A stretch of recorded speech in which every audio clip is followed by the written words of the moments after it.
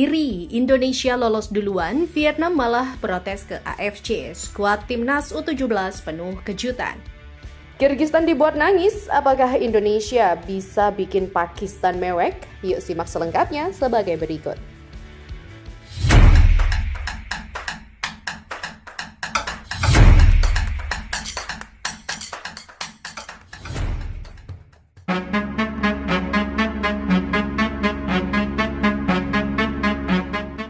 Vietnam protes ke AFC usai diklaim mengubah aturan karena 9 tim lolos ke Piala Asia U17 2026 termasuk Indonesia.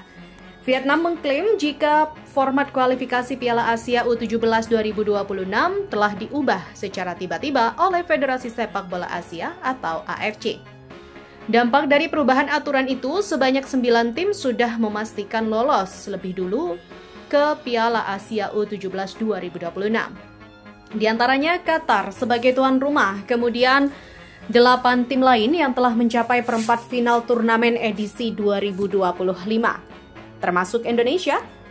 Tim-tim yang lolos seperti Uzbekistan, Arab Saudi, Korea Selatan, Korea Utara, Tajikistan, Jepang, dan Uni Emirat Arab. Sementara tim yang masuk kualifikasi hanya akan memperebutkan 7 tiket tersisa dari turnamen ini. Kualifikasi Piala Asia U17 2026 diperkirakan digelar pada akhir November tahun ini, sedangkan undian digelar pada Agustus. Putaran final turnamen ini akan digelar di Arab Saudi pada Mei 2026 mendatang. Di saat Indonesia melenggang lolos ke putaran final, Vietnam kembali dipaksa melalui babak kualifikasi. Timnas U17 Indonesia menjadi satu-satunya wakil Asia Tenggara yang memastikan lolos ke Piala Asia U17 2026. Skuad asuhan Nova Arianto kini tengah mempersiapkan diri dengan matang untuk tampil di Piala Dunia U17 2025. Kesuksesan itulah yang membuat Vietnam iri sampai melontarkan protes kepada AFC yang tiba-tiba mengubah aturan. Piala Asia tiba-tiba ganti aturan. Tim Vietnam menghadapi kesulitan besar, Indonesia otomatis dapat tiket langsung. Menurut informasi dari AFC, format kualifikasi Piala Asia U17 2026 telah diubah. 9 tim sudah lolos termasuk Indonesia. Sedangkan tim yang melalui babak kualifikasi akan memperebutkan 7 tiket tersisa. Vietnam bersama Thailand, Malaysia, Singapura, dan lain-lain harus melalui babak kualifikasi dengan pintu yang sempit dan resiko tersembunyi. Vietnam terkesan ketakutan, namun rasa yang muncul bukan tanpa alasan saat ingin meresahkan mereka. The Golden Stars Warrior dipaksa menghadapi tim-tim tangguh lain seperti Thailand, China, Australia, Iran, Yordania, hingga Irak. Ditambah dalam 5 kualifikasi terakhir yang diikuti Vietnam, mereka hanya bisa sekali keluar sebagai juara grup. Sementara 4 kali sisanya berakhir sebagai runner-up grup, oleh karena itu tak berlebihan jika mereka khawatir. Di sisi lain, Indonesia tak bisa berleha-leha meski sudah memastikan lolos ke Piala Dunia U17 2025. Tugas berat Nova Arianto bertambah, ia harus memastikan skuad asuhannya siap menjalani agenda padat ini. PSSI secara resmi mengumumkan 34 pemain yang terpilih untuk mengikuti pemusatan latihan atau TC Timnas U17 Indonesia. Ini merupakan langkah persiapan menjelang Piala Dunia U17 yang akan diadakan pada tahun 2025.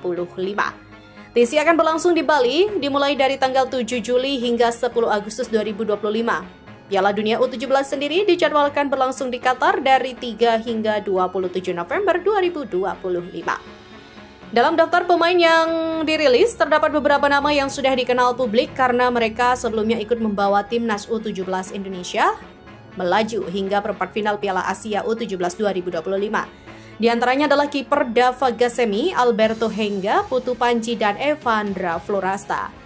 Namun, ada 2 pemain yang tidak ikut dalam pemusatan latihan ini, yaitu Matthew Baker dan juga Zahabi Goli. Baker kemungkinan masih terikat dengan kegiatan klubnya Melbourne City. Sementara Goli terpilih untuk memperkuat skuad Liga Indonesia All-Star di turnamen pramusim Piala Presiden 2025 yang berlangsung dari 6 hingga 14 Juli mendatang. Menariknya, dalam daftar tersebut terdapat 9 pemain keturunan baru yang bermain di klub-klub luar negeri. Beberapa di antara mereka adalah Lionel Detroit, Dustin Hope, Jonah Gesseling, Floris De Pater, dan juga Fek Muller. Pelatih Novo Arianto juga mengungkapkan bahwa Timnas U17 Indonesia akan dibagi menjadi 2 kelompok. Satu untuk persiapan Piala Dunia U17 2025 dan satu lagi untuk mempersiapkan Piala Asia U17 2026. Saat ini sedang dilakukan seleksi untuk angkatan baru Timnas U17 Indonesia yang akan berkompetisi di EPA Liga 1. Beralih, setelah menang tipis atas Kirgistan dan membuat pemain lawan menangis, Timnas Putri Indonesia akan menghadapi Pakistan yang sebelumnya kalah telak dari Taiwan dalam lanjutan kualifikasi Piala Asia 2026. Laga kedua Timnas Putri Indonesia dalam ajang kualifikasi Piala Asia 2026 akan berlanjut pada Rabu 2 Juli dengan menghadapi Pakistan. Jika dilihat dari ranking FIFA, Pakistan merupakan kesebelasan paling lemah karena hanya berperingkat 157. Terlepas dari fakta itu, pelatih Garuda Pertiwi Satoru Mochizuki tak mau memandang lawan dengan sebelah mata. Jadi Pakistan lawan berikutnya. Pakistan cukup kuat. Mereka tidak tampil buruk dan kami akan pikir lagi siapa yang akan main. Pemain Pakistan tekniknya bagus dan individunya bagus dan kami harus perhatikan itu.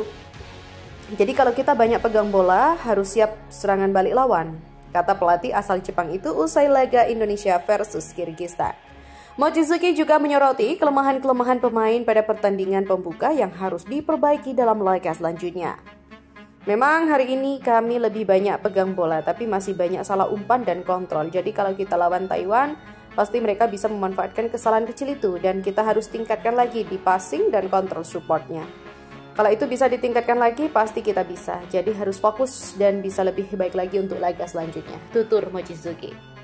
Selain masalah operan yang tidak akurat dan pengendalian bola, mantan pemain Timnas Jepang itu juga menilai kemampuan penyelesaian akhir Zahra Musdalifah dan kawan-kawan harus disempurnakan.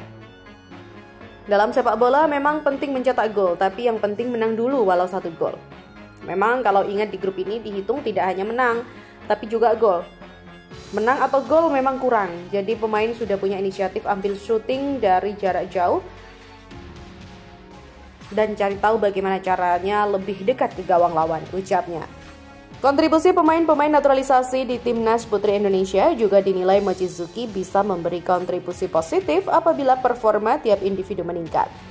4 pemain baru gabung sudah memberikan performa terbaik, tapi saya rasa mereka punya kelebihan lebih baik dari ini dan kedepannya bisa lebih baik lagi. Jadi tadi kami punya Isa, kecepatan dan dribble kelebihannya. Kedepannya diharapkan pemain diaspora bisa lebih baik lagi. Demikian tugasnya.